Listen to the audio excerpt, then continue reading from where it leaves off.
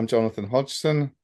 I'm an animation director and I'm also a lecturer in animation at various universities. I worked in the animation industry from about 1985 and kind of did everything from really menial stuff, helping out on other people's projects, gradually starting to do a bit more of directing my own films. I guess the first film that did really well was Feeling My Way, which was a film about walking to work every day and the things that you think about as you're walking.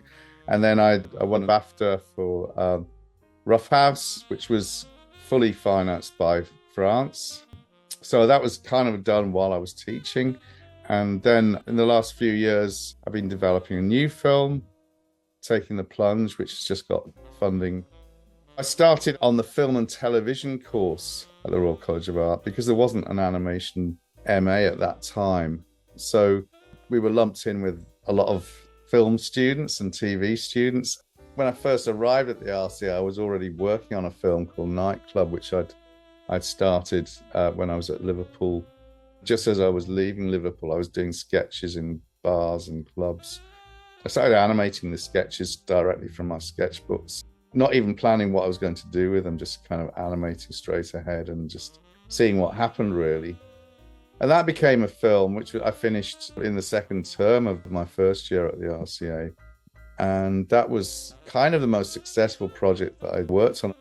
I worked much harder on other projects, but that film, which was kind of quite an easy film to make, that was the one that had the most success. I think it was quite a vibrant, colourful film. People liked the subject matter and they found it funny. I'd done the music as well.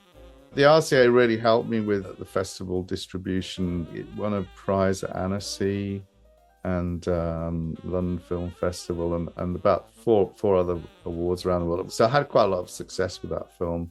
I've always thought this really, since I left, there was always a more experimental aspects to the work and a lot more sort of handmade, I suppose, rough quality to a lot of the work, and not necessarily aiming for the industry slickness which you might get coming from other places. But I always thought that the RCA work was more interesting, and certainly if you want to be an artist and if you want to experiment, then you go to the RCA.